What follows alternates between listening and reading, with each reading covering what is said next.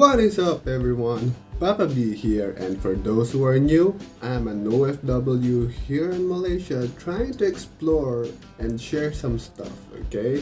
So what's gonna happen on this video is that we're going to talk about, or we're going to review our trip on Penang, okay? So I'm going to discuss things regarding travel, lodging, where to go and what to do on Penang.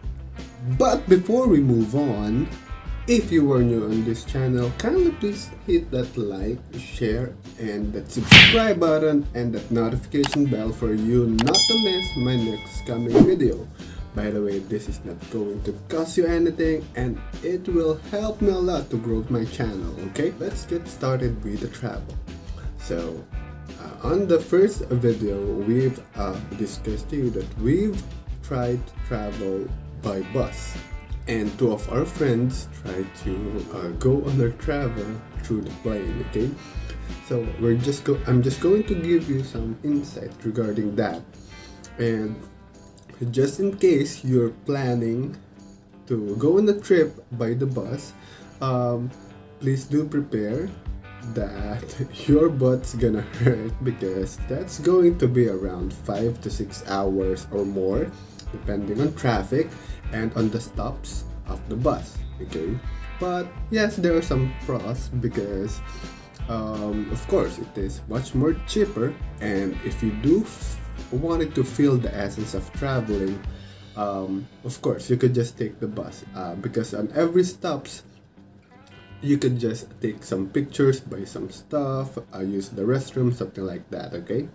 But as I have just mentioned to you, this is going to be literally butt hurts, because it's going to be a rough 6 hours. Based on what my friends told me, if you're going to take the plane, it will just take around 1 or more or less 1 hour. It will just be depending on how long are you gonna wait on the airport, okay? And this is going to cost you less than 150 ringgit, and that's not bad for you to travel within an hour, okay? So but still guys, it will still be depending on your preference, okay? So for me, if I'm going back to Penang, most likely I'm going to take the plane, obviously, because I've already experienced the bus, and I think I could do much more, because the travel time will be just lessened, okay? By the way, another thing to consider, if you're going to take the plane, you're going to take a Grab for more than an hour to reach the town, because it is way far from the airport, okay? Okay guys, so let's move on with the lodging, or on the place on where you're gonna stay, okay? So actually, a short story is that when we've tried to book a place, it is around, or it is on Georgetown, so we could just go around, buy some stuff, roam, check things. But actually what happens that when we were at Penang, the agent called us and told us that the place is not in good condition, which is kinda so-so thing, but they have given us a nice place, which is the Beacon. You've seen it on the first video. It's not bad, actually. It was really good. It was just that this isn't the place that we've booked, okay? And it is really far from the town, so we need to take a Grab if we wanted to go to Georgetown, or if we wanted to go somewhere else, okay? So going back, if you are planning to go on Penang and trying to look for a place for you to stay, it'll be much better if you're going to look for a place which is around or on Georgetown itself, because if you're planning to walk around, check some places, or see some graffitis or street arts, shops, buy some food, it will be much convenient for you. Actually, the Beacon is a really nice place, no doubt. If you're trying to look for a good place for you to stay at, you could put this on your list, okay? But by the way, this video is not sponsored, so tell my honest opinion regarding it, okay? But if you're planning to maximize your time on Penang, I would recommend for you to look for a place which is around Georgetown itself, because it will be a lot more cheaper, less expenses, because you're not going to pay anything for the travel itself, okay? So you could just buy some stuff, food or something or anything you wanted, because you're just around the corner, okay?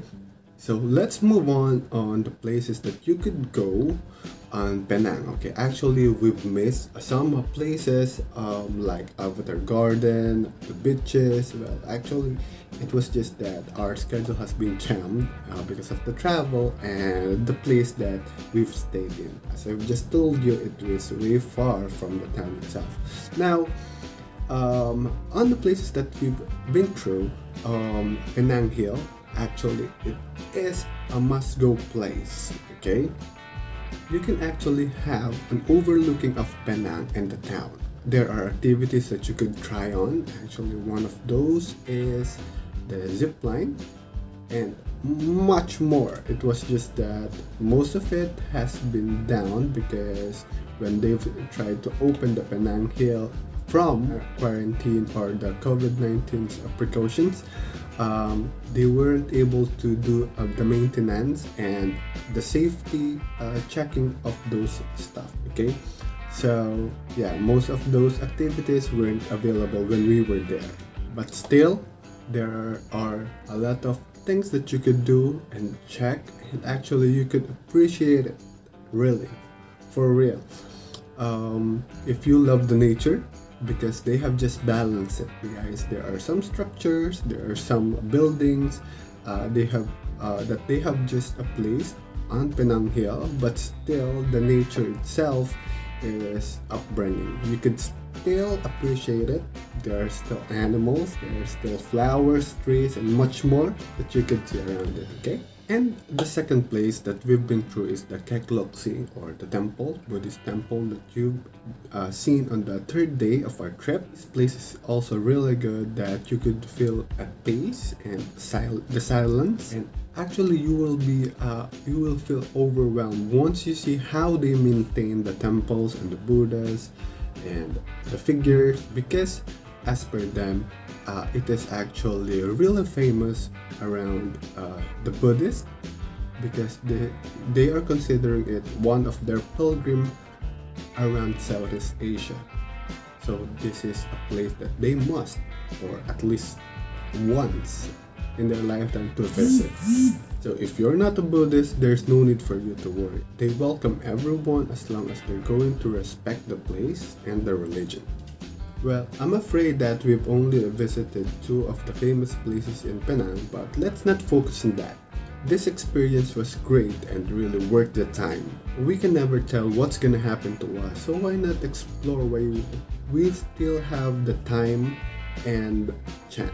Thanks to these great friends, that there was no part of this trip that was boring, even though we were very exhausted, but I'm pretty sure that everyone had fun. Once you're in Penang, don't miss their local delicacies. I live in KL and there could be some food that I've already tried, but there is something different in the food in Penang. There are some that you could only eat or try in Penang as well. Just like the chichoy fan, I really hope that you could try it. That soft and chewy glutinous rice covered with peanut sauce and sambal and sesame oil does really have an authentic taste, which I think you'll love as well. You could, as I have just told in the previous video, you might think that this is a dessert, but actually it is really not. So if you've already ate some and tried the chichoy fan, you'll get really full. Okay guys, so that's it for our video, and I hope that you had fun and learned something from this review video. And if you do like this video, kindly please give me a thumbs up and share this to your friends who are planning to go to Penang as well, okay? And if you're new, kindly please hit that subscribe button, that notification bell for you not to miss my next coming video. I would really love that if you do that, okay? Thank you for watching and see you on the next one. Yeah. I've been feeling so down, yeah. Can you tell me why? Can you tell me